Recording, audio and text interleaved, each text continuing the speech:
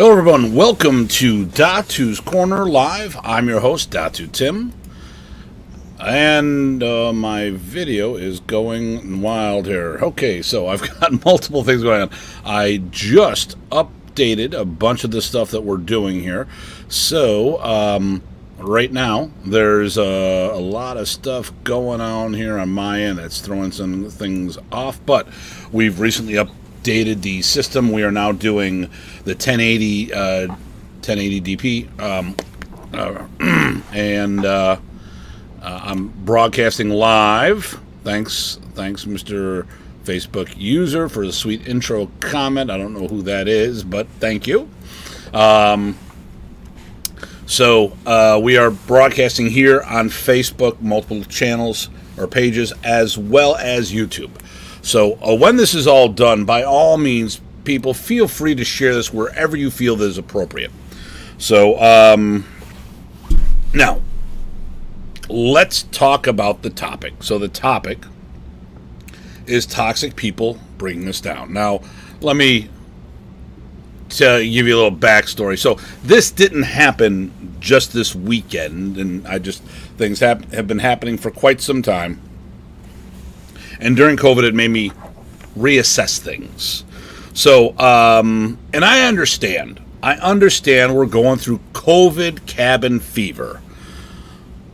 But that doesn't give people a right to be the way they are. That explains their behavior. It doesn't justify it. So, now, I see this in the martial art industry as a whole. It's not just Filipino martial arts, but being specifically in the Filipino martial art industry, I see it more here. But I do know, and when we talk about these things, here's what I'll let everyone know. If whatever industry you're in, whatever branch of the martial art industry you're in, you are not the only one that has political nonsense going on. It's hilarious. Like, I was talking to GM Michael Haron, and he goes, and I was talking about all these issues here, there, and everywhere in Filipino martial arts, in Kempo, in Taekwondo, and he goes, you do a lot of research on this. I go, I don't do any research on this. I'm a guest instructor at a lot of events. And since I'm from the outside, I'm the person that everyone vents to. So, when I'm teaching at a Kempo event, I hear all the Kempo politics. When I'm teaching at a Taekwondo event, I hear all the Taekwondo politics. When I am brought into a Filipino martial art event that's not my own, I hear about those stuff. And of course, we know the stuff in our own industry. So, we're not the only ones that have this problem, but we need a course correction, especially now. Think about this. Here's the big thing. 40% of all schools in the United States have closed permanently due to COVID. Now, there are very few Filipino martial arts schools, and you might sit there and say, well, I have a school. No, you don't, most likely. What most likely you have is a training group that's in another entity. We're when I started, I was taught out of my backyard, and then a guy, Bill Adams, in the area, gave me the keys to his place, and he told me to use his facility. But if his facility closed, I wouldn't have a place to train. And I went into my church. If something happened to the church, I wouldn't have a place to train. Eventually, I got to the point where I had retail space, or office space first. So I was a part-time school owner, which was a full-time job during the day, and the school eventually paid for itself at night. And then now to where I'm at, where the business pays for everything itself. And that's why we have FMA professionals, which Friday we'll have the next episode of that. Now, let's talk about the topic. Toxic personalities. So I'm going to tell you what happened this weekend. You can look on my Facebook page. You'll see who I'm talking about. But this person is just another symptom of the problem. He is not the only one I've been dealing with for a while. He's not the only person in our industry doing stuff. But, Friday I had a great day. Friday, not realizing it, I worked with one of my oldest black belts, George. We had, he's been training with me since the 90s. We've been doing privates together. Partway through that, we heard back from another black belt that used to hang out with the three of us back in the day, Kevin. And then when I got home that night, thanks, Nathan. When I got home that night, I looked at my email, my calendar, which I haven't been doing a lot lately because, all the days blend together. And it was the 14th anniversary from when Grandmaster Ernesto promoted me to a 9th degree black belt in Grandmaster. It was a nice day. The next day I had the fourth part of our Astig Balintawak program, our seminars, our hybrid seminar series. So, and just so everyone knows, Astig is my personal brand. It is not a new style of Balintawak. It's a hybrid delivery system, but I teach Balintawak Escrima. I've been doing Balintawak since 2000. I was a personal student of Ted Buat, and I was the first to be allowed to teach seminars in that. So I did the fourth one of that for the school. We had our kids' night out party, which was a huge success. Already planned on doing for our Mother's Day event, and I've already got people signing up for it. So everything's good. During the event, I posted that in the fall, I'll be doing a series on Tappy Tappy, which, in my opinion, Tappy Tappy and modern Arnis is probably one of the most misunderstood of our topics. It started at least in the 70s, if not earlier. Professor was teaching it. And the version that I got, my Tappy Tappy, as I'm adjusting my camera, I need to get a tripod for this. My Tappy Tappy, well, no, what Tappy Tappy was when it first started was the Sagitas of Balintawak. We can talk about that. I mean, by all means, there's the shameless plug. Come do the seminars. And there's hybrid options. So I put up the post on this, and a person starts making comments about it. And lo and behold, they're talking about how they're unimpressed on what Tappy Tappy is like. And I explained to the person that, hey,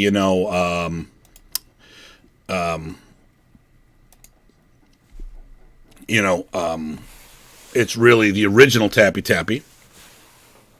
You'll see much of the Balintawak roots. And then, the person, are you really going to be teaching the original? Yeah, I'm going to be teaching it from the era that I learned, the early 80s, all the way up until what Professor did in 2000, until he had to stop teaching, including going forward with the Balintawak infusion, because he had me and a couple other people training in Balintawak so he could pick out pieces of material to take Balintawak into the neck, or put more of the Balintawak into the Tappy Tappy. That's great. All right, thanks a lot, Brock. Now,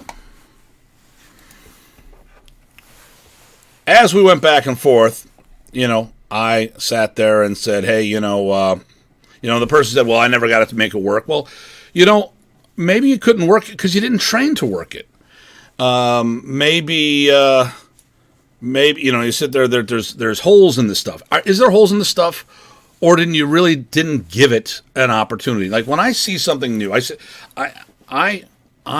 travel. I just did a first seminar since COVID on the road in New Hampshire, and I got the opportunity to train or to teach with Micah May Williams and Steve LaFarge. Now, I've taught with them in the past. It's the second time I've done this, and I watched. But I also got to teach with some, we were doing some Panatukan that weekend, so I got to teach with some serious kickboxing, Thai boxing instructors. And I am constantly looking at what people do, and then I'm like, I don't know if I would do that. Let me ask why. And then I take that piece of material home and I work it, and I try to make it work. And then I sit there and say, you know what, this might work, but it may not work for me because of what I'm trying to do. And that I get that. But you sit there and you do some stuff and you say there's holes in it. Well, what you're really saying is that Remy didn't know what he was doing, because that's the person who taught the material. Now I've got this person making comments about this on my post, and I don't know what this issue was, and he's been making some other comments throughout the years, along with other people. But I'm like, really, do you know what you're saying? Now, I mean, if I had a question with a piece of material, now, I question Professor all the time and say, well, how dare you question Professor? Because how I asked the question. The question wasn't, this shit doesn't work. The question was, I don't understand what I need to do to make it work. Can you show me what I'm missing? Every technique I would ask Professor questions on, because I figured there may be little kernels of knowledge that I might be missing. Now, some of the stuff is very obvious what it is, but others there may be a lot more in-depth things that just don't show up, or if I get that piece early, it will turbocharge my training methodology. So I question Professor all the time. This is the problem what we have as Americans dealing with Asians initially. A lot of the Asian cultures was you do it because I tell you to. Now, as an American, when I had toys as a kid, I took them apart to see how they work and put them back together, and I had two piles. One pile of toys that I could take apart, put back together, and other piles that I took apart and I couldn't figure out what to do with it. And I didn't want to tell my parents, so I kind of put that to the side. Oh, it broke. Someone broke it, Mom. Yeah, it wasn't me. Oh, no, I would never do that. And as martial artists in the North America, we'll throw Canada along with this, I feel that what we are inquisitive. We're not questioning authority. We're on a path to seek knowledge. And then there's a lot of cultural issues with this. But like this, I'm sorry. Did you really work it? And are you any good, period? I mean, maybe you just don't have the thing. So as we went back and forth, I sat there and said, you'd have to, you said you have to prove that it works. I go, fine. Well, you have an open invitation, which I've had an open door invitation for people forever. Come see me at a seminar. Come see me at my school. Let's do what we got to do. Okay. And, I'm sorry, I don't go to New York because I can't have a firearm. Okay. Well, it's an anti-gun state. And your point? And let me see what here. Everything has value. Something work better just for some people. The same way as your rank, your disarms from different angles. Oh, very good. Whoever this person is, they know me very well. Yes. What this person is talking about right here is I rank my disarms. So what Professor did is he taught us disarming, and he gave each disarm an angle of attack for memorization, just like he gave every angle of attack a body part for memorization. But if you watch Professor, he did the same disarm off of multiple lines of attack. So I actually will grade my disarms A through D. The disarm is meant for this angle of attack. B, it's a good backup disarm, works pretty well. C, this is more for theoretical category completion, but it's still in the realm of possibility. D, don't do it because it's dangerous. So I'll take every disarm, do it off of every angle attack, and find out where it works and find out where it doesn't. And that's what this grading methodology is. So great point there. So getting back to the point, as I offered the person to come in along with many other people, okay, all right. I don't know why, James. Don't know, but thanks. I said, "Come on, your open invitation." Oh, I don't leave the state because I can't leave the state because I can't bring my gun. Well, really, what he's saying is he can't leave his house because he's scared. Remy traveled the world teaching martial arts unarmed. I've taught the same. I take the same path. I've taught in 26 states, 17 countries over the last 2 decades, and I'm in too many places where they will take and check weapons. I can't go through metal detectors. Can't be on a plane with stuff. So as far as that answer, I'm sorry. I'm going to call bullshit on that one. I'm not going to say it's stupid like the person said. I'm calling bullshit. All right.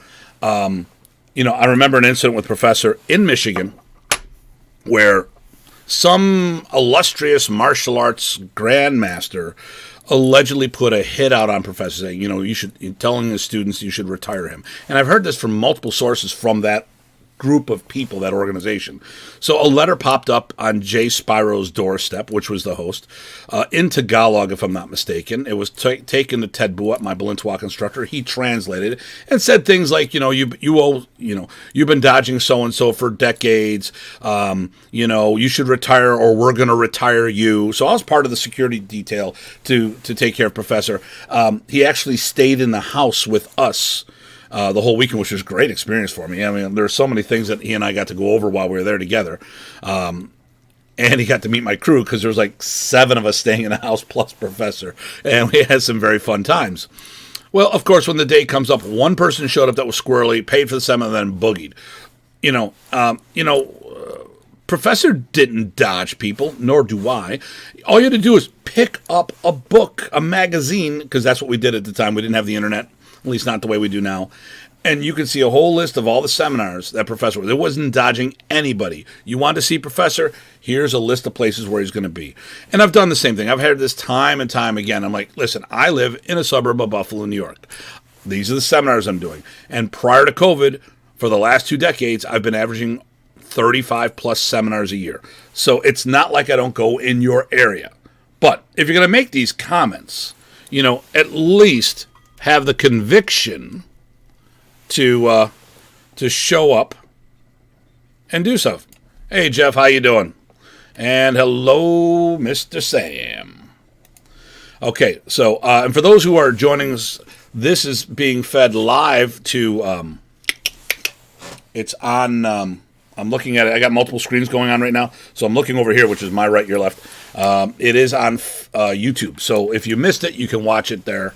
This is the first time I'm doing it, so I'm really excited about this, so hopefully this all works. So as I went on to this, I looked at this, and this, I've had other comments from this person. Like, one of the things I've did, for Modern Arnis as a whole, I did the Modern Arnis Forms Project. Now, I was the senior forms instructor for Professor from about 92, 94, somewhere around there. I became the Can-Am director for the IMAF, the International Modern Arnis Federation.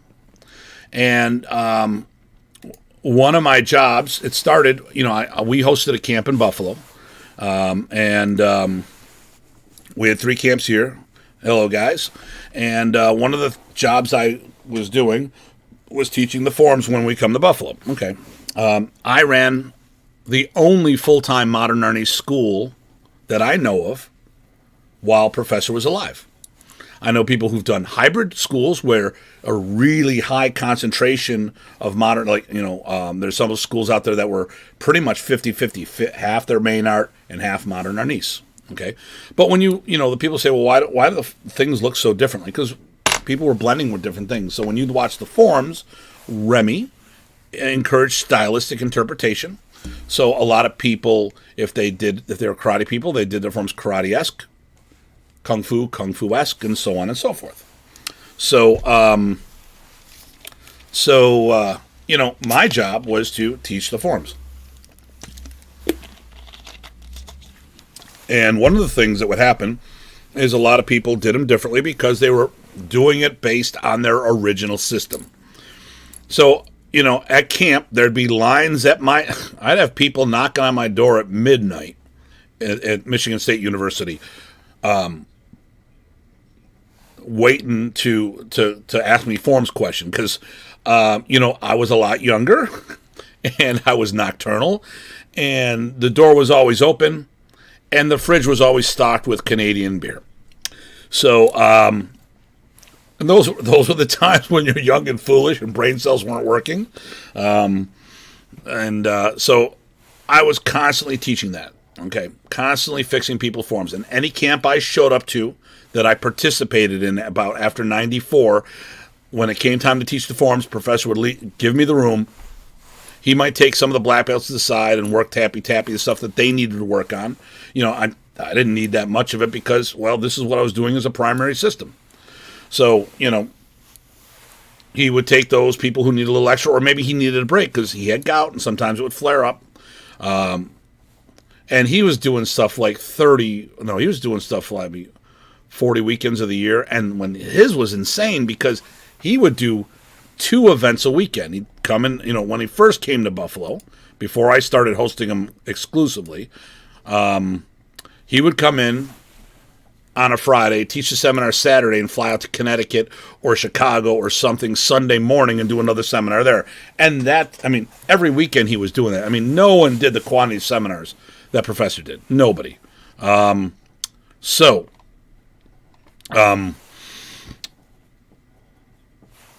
Hey, Chris, how you doing? My man. So, one of the things, getting back on point, and I get distracted. Go figure. I was the forms guy. So, one of the projects recently during COVID I decided to start up was the Modern Arnis Forms Project. So, I was doing a bunch of Modern Arnis minutes, which they've now evolved to minutes, which was, if you can look on my YouTube channel, you'll see it used to be a 1 minute lesson, intro plus a 1 minute lesson. Now it's minutes, plural, and whatever. But I've got a nice channel with a bunch of different things that I've shared free of charge. I went over the forms, and the stick forms were taught incorrectly based on concepts of movement the professor taught. So I had one person who never even did the forms until I gave him the forms video and now became this self-appointed expert on what the forms should be, start this huge nonsense on the internet saying on how I was wrong. But I'm like, yeah, but you based your forms off the video I gave you. Whatever. You took the video, you learned the material, and refilmed it with your name on it. Go figure. The other thing, and then I had the same person from before when I'm doing the forms and I'm doing the blocks and say, well, we don't do that because, you can defeat those blocks. Let me talk about forms real quick. Forms are not for fighting. Let me say that once again in case you didn't get it. Let me re-say it. Most forms are not for fighting. Forms' general purpose are a bunch of self-defense reference points.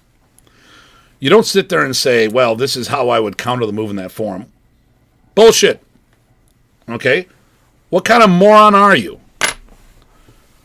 The form is to teach self-defense. And at the end of the day, any move can be countered when you know the person's doing it. So when I have these people, this one person in particular, saying, well, I can counter that move. Sure, but you're not going to know when I'm going to do that move. So can you counter the move? Let's look at professional sports. Let's look at football. How many times this play will beat everybody until they figure it out? Or this defense works great except against this offense. Martial arts is a game of guessing. Educated guessing, like chess. You try to predict what your opponent's going to do, and sometimes you guess wrong.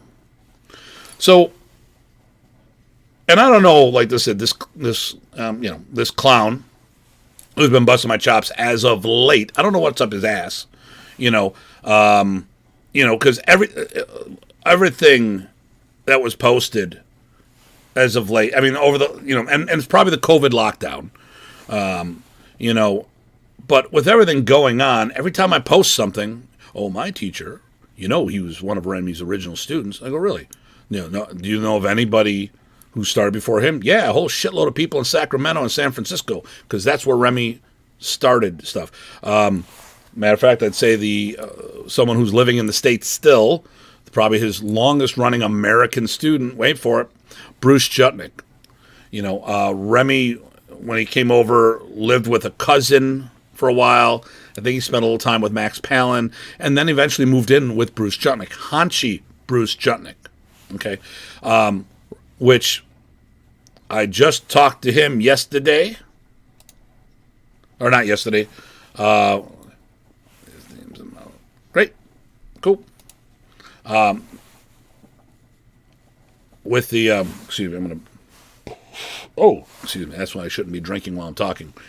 Bruce Jutnick told me that he is probably like 90% locked in at next year's 65th anniversary camp. And he's got awesome stories about Professor when he first came over. But that's another story. We'll get into that. Because once again, I'm going down that rabbit hole. I got to stay focused. That's it. If you ever watched the movie Up, I'm like the dog, squirrel. And if you don't know what I'm talking about, that's an awesome movie. You got to watch it. Pixar did it, if I'm not mistaken. So, and I'm going to just do some things here while I'm talking to you guys. Perfect. I got that all set up. So, as we work on things in the future, I'm going down this path to make sure. Why don't I have this here? That's weird. That should be the case. So I'm just going to do that there. Okay. So, stop it, Papa. You're enabling me. You bastard. So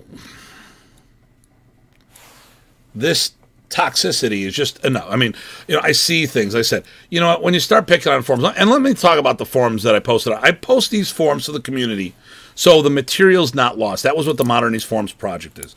I put the stick forms up there. I've got 6 of them up there so far. I got 3 of the hand forms, 3 of the stick forms. But obviously with COVID, I have to focus on my business to keep things running. So I got a little, but that's half of the forms. There's a total of 12 forms, 4 stick, 8 open hand. So I got to get the rest of that up there. But once again, I didn't create the forms. That was Professor. Why did you wait to now to make comments 20 years after he's gone? And it's like a whole bunch of things. A bunch of us who okay, I'm one of 6 Datus, okay, and a couple of us are white. Actually, the majority of us are white. Only 2 are Filipino. And people have over the years have taken a shot at us Caucasians on this. Where the hell were you when Remy was alive? You didn't have the backbone to say shit. That's what. And we weren't self-promoted. We didn't do that. My Grandmaster title, from Ernesto, not self-promoted. Okay? Now, in our organization, we'll talk about this, will be another topic. Ernesto was supposed to promote me to my next level. I was a 9th degree black belt in Kombatan, 7th level, 6th degree, but 7th level, because modern goes black then first. Ernesto passed away, but he told me, you're coming to the Philippines for your final promotion. Okay. And when he passed away, I went from doing modern Arnis, and I still promote modern Arnis in Kombatan, but I combined the 2 curriculums into one, calling it, wait for it, Presas Arnis. Now, I didn't rebrand this, and Presas Arnis will blend the 2 arts together. Let me see here. I find people chirping when their egos hurt, and they only.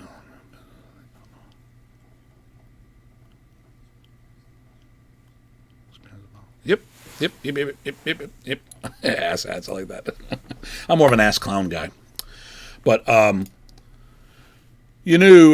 I do these things, and of course, I took heat on different things. And when I did that, I combined the curriculum and I say, for the organization's sake, I am a 10th degree black belt in the Presas Arnis for the World Modern East Alliance. But at the end of the day, I'm a 9th. I thought you were going to say Modern Kombatan. Oh, hell no, because it doesn't. Here, actually, let me, surprise, Modern Kombatan wouldn't give Remy credit. You say, well, it's modern, but people wouldn't relate to that. So let me do this. I love having multiple screens. It only works, though, when you know what you're doing. And even then, it doesn't work. It's more, okay, here we go. I like it. I'll pull this one up. Let me see if that works well, and I'll share it on the screen. So Modern Kombatan, I get it. And we actually toyed with the ideas, and that was for 5 seconds. I'm like, yeah, it doesn't help. It doesn't promote what Remy was doing. So, what I do right here, yeah, man, I don't know why he keeps doing this all the time. Boom, share.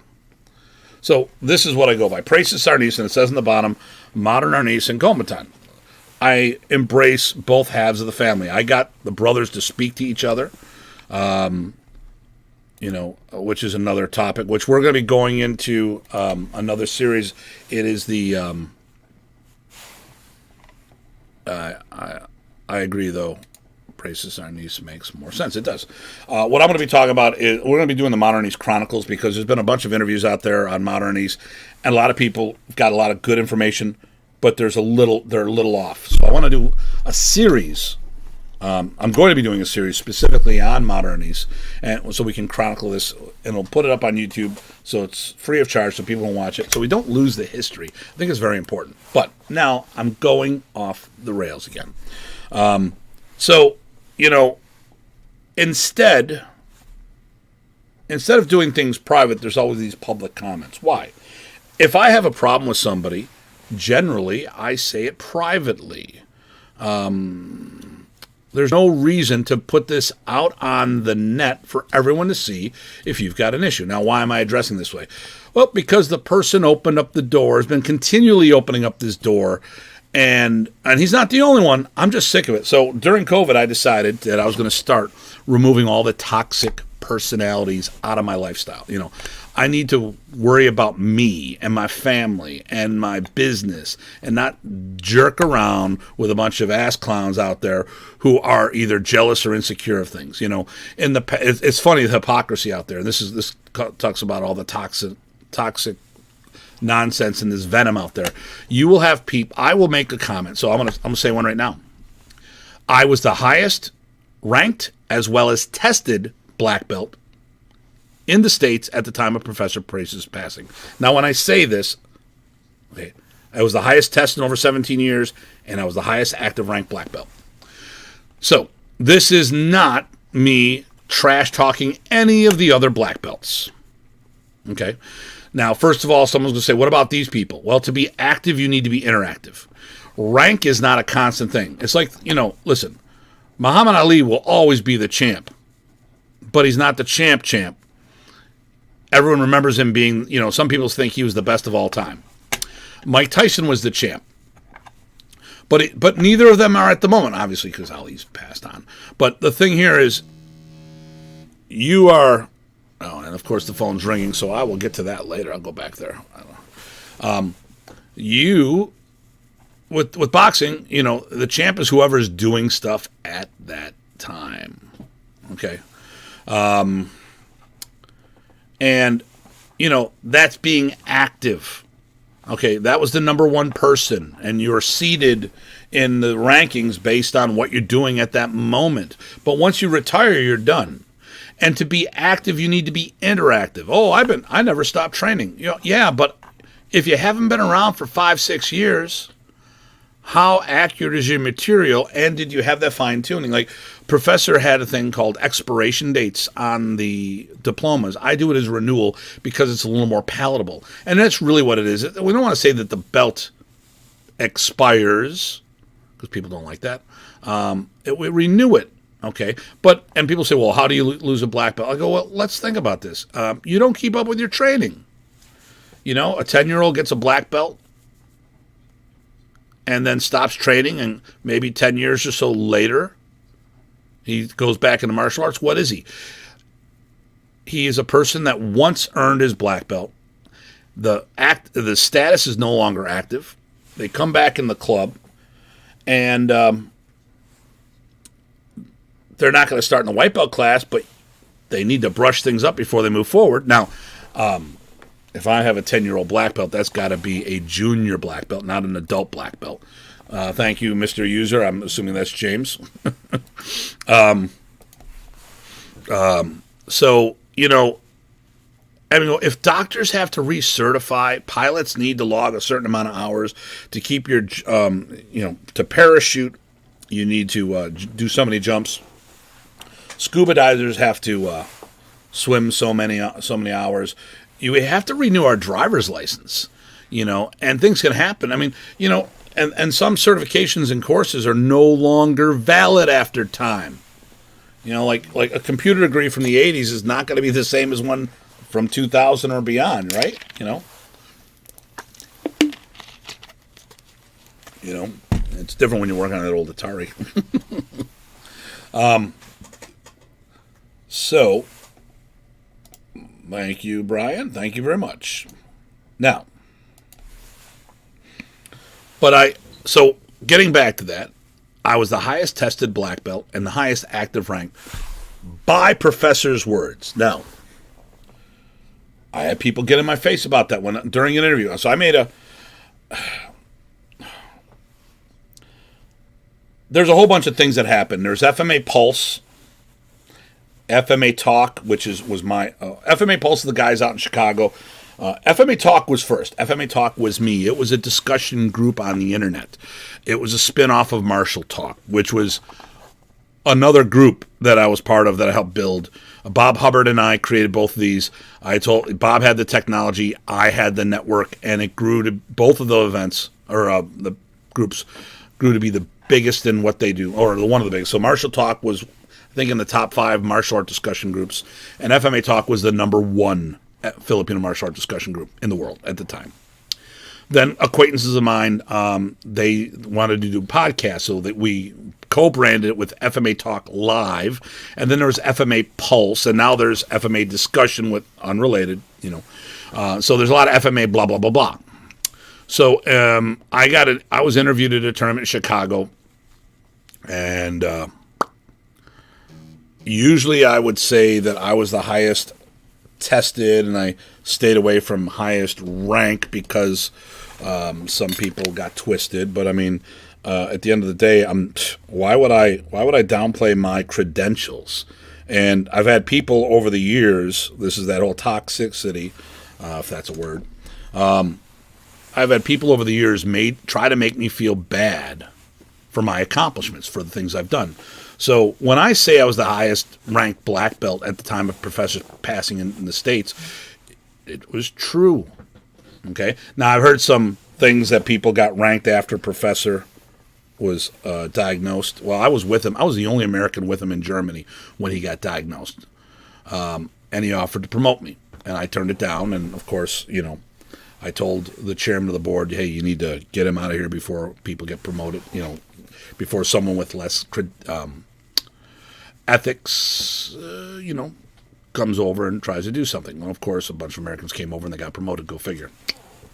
But while he was healthy, I was the highest active ranked black belt, and who knows what he wanted to promote me into Germany. I had told him, don't worry about it, we'll get through there. And there's going to be topics on the Arnis, Chronicles, but I had a whole slew of people just come at me. And I referenced a discussion group. Elisa McManus, he was a self-appointed historian of modern Arnis, and I pointed to the article where she reported on this, and they said, well, that's... One person went off crazy on me on this. I'm like, well, dude, if you knew anything, I go, you were there was a group of people, he was part of this group, he was the only one that wasn't there in that group. And I was coming back from Venezuela and getting ready to go to the Philippines. I said, we'll talk about it when I come back. And, of course, afterwards, it turned out, after he talked to me, he's like, this is bullshit. What about this person, that person, the other thing? And then he ended up talking to somebody who was at the event, and it was verified that Professor said that I was the highest active, I was the top guy in North America. Well, actually, United States, but that really means North America because we had a couple people up in Canada, but they were lower ranked than me. But we'll say verbatim, highest ranked guy in America. Okay. Radio silence. I go to call the person back when I get back from the Philippines, refuses to respond to my calls. And I get this all the time. I mean, someone will make a claim, and this is once again the toxicity. It's sad that I do something and I make a comment like that, which was verified, which doesn't take away from anyone else, because who cares who's the highest ranked person? It matters on who's doing what. At the end of the day, you can you got to do your own work. So they make a comment, it gets verified, and then they go all radio silence. But when they do something very similar, then all of a sudden I ask for some form of verification, or explanation. How dare you? I won't talk to you because of this. I mean, the hypocrisy is terrible. And that's it. This is the problem with what we got going on here. We need to move forward. I mean, there's so much stuff out there, and I've even dealing with this memorial camp's been a pain in the ass, and all these other things. I've had people that have changed things, gave me ultimatums, and then I'm like, well, thanks for resigning. Resignation accepted. People telling me about all of it, and I'm getting sick of this stuff, because I make a comment about my rank and my experience, and people cry foul. Oh, how dare you say that's wrong? And then they find I'm right. I'm going down that rabbit hole again. But then, I hear all this stuff about guardians of this and masters of that, and titles supersede rank, but you needed to have rank to get said title. I mean, it's all bullshit, but I'm supposed to take it. But when they question something that I don't make a claim, I make a statement that's verifiable. And I see this all the time. I mean, first of all, when you do this stuff, why do you have to do it public? I mean, then there's this other thing. The other thing that annoys the hell out of me is this, and this might not be the right term, but this martial stolen valor. So I see in martial arts, and where someone makes a claim, and then someone tries to do a one-upmanship to them. So I put down the anniversary of my first black belt promotion, and then some knucklehead decides to put up every single diploma 1 or 2 days later in the art. Then I've got, I talk about either my 20th or 25th anniversary in the art. And then all of a sudden, oh, well, my 25th anniversary of the art was a month ago, and I spent it here in the Presas family house. I'm like, but you didn't think about that. And make this whole big post, not attached to mine, but separately, months after the anniversary would have been and all this other stuff. And then, and then I put a yellow belt diploma. Well, that's funny. I was this belt level when I was that. I'm like, well, then why aren't you better than you are now? And it's like, and some of these people, when they've made these comments, there have been a barrage of some public rebuttals from other people.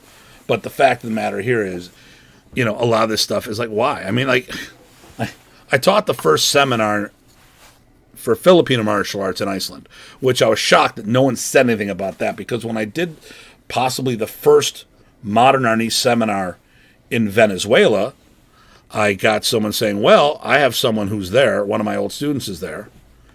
I go, oh, really? And they put it out publicly. But then when I asked them, well, where is this person? The comment was,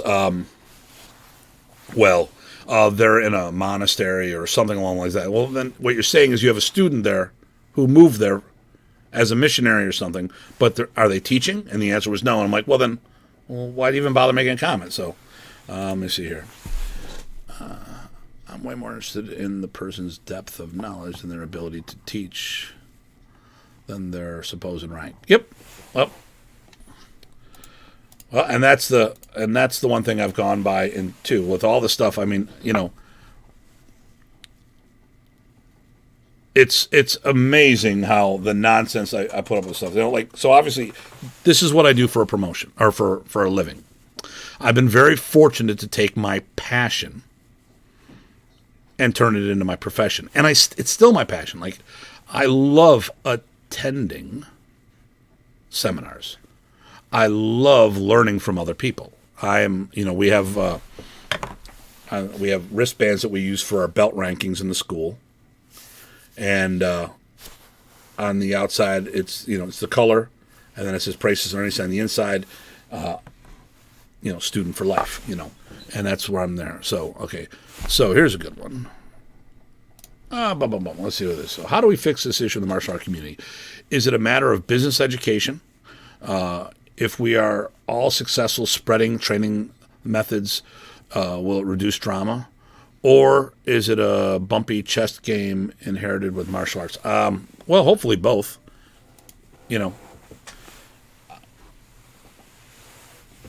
I mean, I'm not. It's unfortunately both. Here's the problem. I have people say, well, they talk about all these issues, and I get along with so many people. But they say, well, you don't get along with the modern age people. Well, the people I generally don't get along with are the ones that I possibly I can fact check them. So when you say you're the highest, the end all, be all, and then people like me are doing stuff like, there's a group of people that say that they're above and beyond rank and all this other stuff, yet there are organizations on life support prior to COVID, and I'm the one traveling around the world doing seminars. If they were the end all, be all, situations were reversed. I would have nothing, and then they would be doing stuff. I've done the Modern Arnis reunion camp. It was the 10-year anniversary. We put our stuff down onto the side. It was a great event. We had 80 some odd people here at my school. It was the largest Modern Arnis event after Professor Presas passed on. I put good money in everyone's pocket. I didn't pay for travel, but I paid for hotels, meals, and put a bunch of money in everyone's pocket. Not to mention they could sell merchandise and get seminars. This was great. So then it gave Datu Dieter the opportunity of doing the same thing in Germany. We all came here. He said, Tim, I want to do this. I go, I'm there. And he tried to explain the whole thing to me. I go, dude, you showed up to my event. I'll show up to yours. Because this is what the community does. So Dieter did his event. So now it's time for other people in the industry to take their turn. No one did. No one did at all. I've had people, after we were coming back from the Germany event, I will never have Tim in my house, in my school. Well, wait a minute. So what kind of hypocrisy is that? You'll show up to my event because I'll put money in your pocket. but you won't host people. You won't even take a chance. And I understand some people don't have the same means, but there's a lot of ways to pay things back and do things back and forth. We need to understand. I mean, first of all, the biggest problem is we can't, it's jealousy and insecurity. That's the problem, the toxicity here. We're a bunch of crabs. You go to Chinatown, you see the barrel of crabs, and the crabs don't get out because the ones in the bottom pull the ones trying to get out back in. There are more than enough people in this world for us to teach. Okay. There's more than, right now, well, actually, I don't know what the number is now. Prior to COVID, 1% of the population was doing martial arts. 1% of that was doing Filipino martial arts. So basically, 1 in 10,000 people do Filipino martial arts. Okay. If, 1 in 100 people do martial arts, instead of fighting for that 1%, wouldn't it be great if we could double that number? Let's say you have a school of 50 people or a club of 50 people, and we could double it, make it 100. Oh my goodness, wouldn't that be great? If we could triple that number or quadruple that number. Let's say if we can go to 1 to 4%. So let's say, most Filipino martial art clubs are small. I remember going to the Babacan tournament with at Ray Galan's. And we were talking at the tournament. They're like, well, how's your student count? I go, right now it's low. I only got 80 people. It's the summer. 80 people. Holy shit. We'd be lucky to have 8 people. Let's say they had 10 solid people. And we can get 4% of the population does martial arts. Theoretically, that would bump up to 40 people for them. We are the minority of the minority. And this nonsense, we're stronger together than when we're apart. But time and time again, people are going to keep doing this knucklehead bullshit, and they're jealous and insecure. And getting back to the comment about open invitation, I've had people take shots at me forever and a day, and no one ever shows up. I remember the first time in Germany, the Jose Montoya battler, allegedly some special forces guy in the military threatened that if I showed up, he'd knife fight me because of a typo on a website where I was certified in a course through Positive Response, which is a private combatives group. They had a course in U.S. and British hand-to-hand combatives, and I passed the course, and I had that up. That was back in the day. We threw every piece of paper up on our resumes, because that's what we did, and I put that up there, and it was really just a course thing, certification course, participation, blah blah blah, and this person allegedly had, it was most likely some local ass clown that just didn't want to see me do well. I was told, don't go. Well, I went, and nowhere to be found.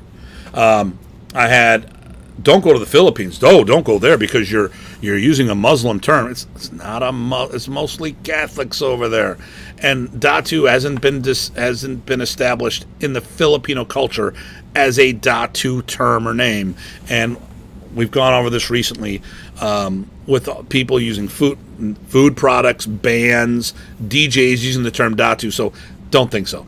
And when the one time I was in the street, someone yelled, Datu Tim, thought that was the time to go down. It was Bamba Dulai, man.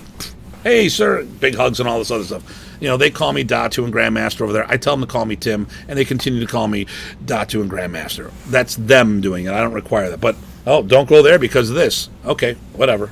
Getting a stick, do a tournament. The host, the instructor who was running the division was cheating.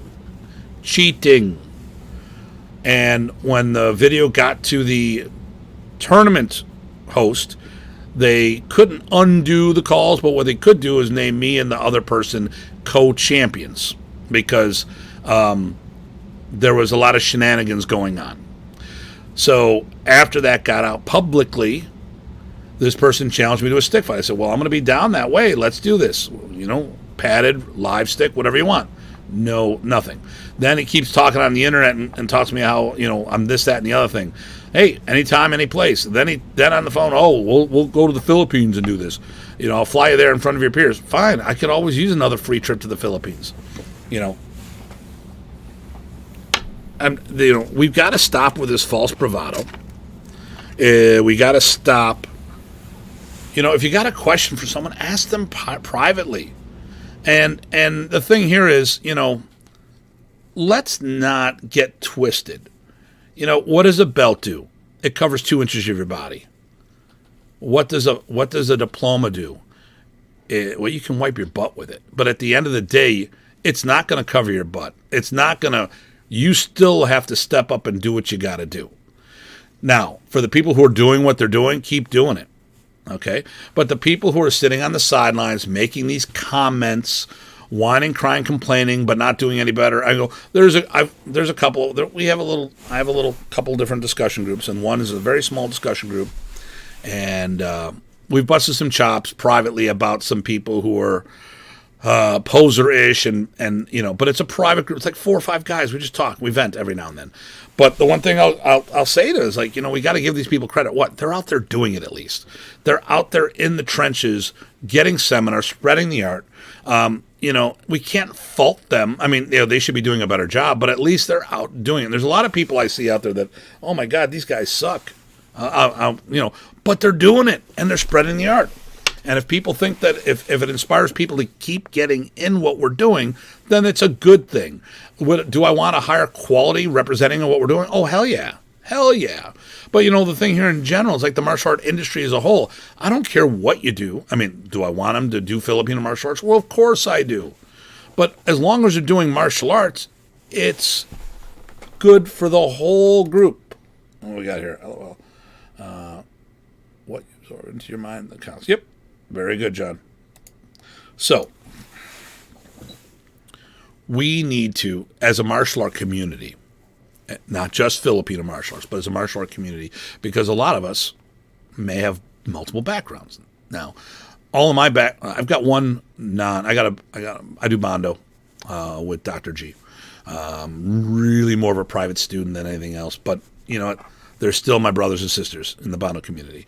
I do multiple Filipino martial arts. Modern Arnis is my primary. I also do Kombatan, Balintawak, Dikita Tertia, a little, Kuntao, Sikaran, and off the top of my head, I probably forgot something, But at the end of the day, it doesn't matter which of those they do.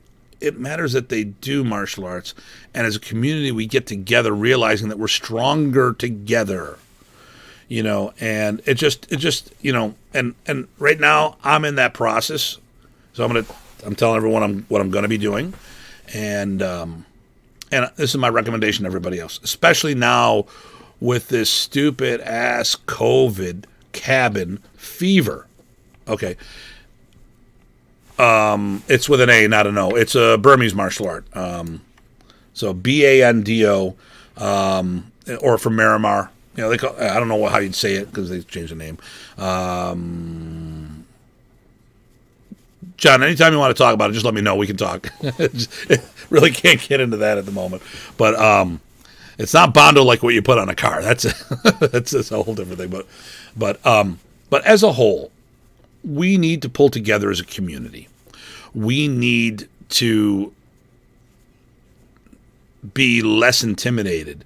And, the thing here is, when someone writes an article, okay, someone wrote an article on Modern Arnis. I don't like the person.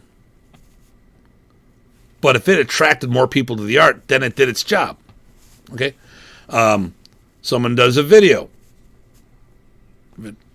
Doesn't matter whether I like the person or not. If it brings more people in, it helps all of us. Because, I was in an article, and the sidebar article was Modern Arnis' Next Generation. It was part of the last time Professor was on the cover of Black Belt Magazine, launching his video series that Black Belt Magazine did with him. And so they did a sidebar article, The Art Within Your Art, or the Modern Arnis' Next Generations. And it talked about a bunch of people, and I was one of the instructors, and a whole bunch of people got twisted. But I'm like, well, let me ask you this. Was it a good article? Yeah. Well, what are you worried about? Well, it mentioned you and not the others. So what? What's going to happen? Some guy in Chicago is going to see the article, get inspired, and look at Tim Hartman and call Tim Hartman up and say, where are you? I'm in Buffalo, New York. Oh. Do you know anybody out this way? I go, yeah, okay. And at the time, it would be David Converse, and who's in Joliet, and Kenny Smith, which is in some part of Chicago, and I don't know where, and another good friend of mine in the metro Chicago area, Tim Murray. Those are the three names I had. And depending on what era, maybe George Mazak. Those would be the four names that I would have known in Chicago, depending on what era. And say, or someone in Detroit gets excited. Well, one person who was in there in Detroit was, wait for it, Jay Spiro, who was one of the oldest people one of the longest students in Detroit. But let's say, well, I live up in Flint. Well, there was the Flint Modern Arnis group up there. I never knew them. I met them at a seminar here and there, and I got to know them post Remy's life, but not really during Remy's life. Jim Powers ran that one up there. There's places all over people all over the place. And when I look at this article, I don't get jealous. I go, yeah, I wish it was me. But then again, it's okay, because if it inspires people in my area to reach out, I may get new students. Just like I saw someone who got a FMA seminar in Greece, and I've always wanted to do one in Greece. I'm like, I wish that was me, but good for them. Good for them. I mean, come on. I said earlier, I taught in 17 countries. How many more do I need? I want them all. but at the end of the day, you know what? I'm respectfully jealous of someone else. I don't trash talking behind their back, because at the end of the day, good for them. It doesn't matter. You got your things, I got mine. It's all good. So here's what I think we need to do. I'm going to wrap it up here because it's coming up on an hour. What I think as a community, what we need to do is just embrace difference and do our own work, because no one's going to do it for us. If you see that someone else is doing something, don't complain about them. Get out there and do it yourself. You don't like the fact that someone's doing seminars that you think you're a better job of it, then do the steps that you need to get out there. You don't like the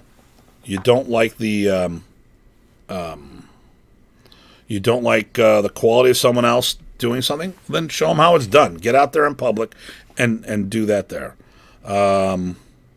So now I got some things I'm gonna have to do this.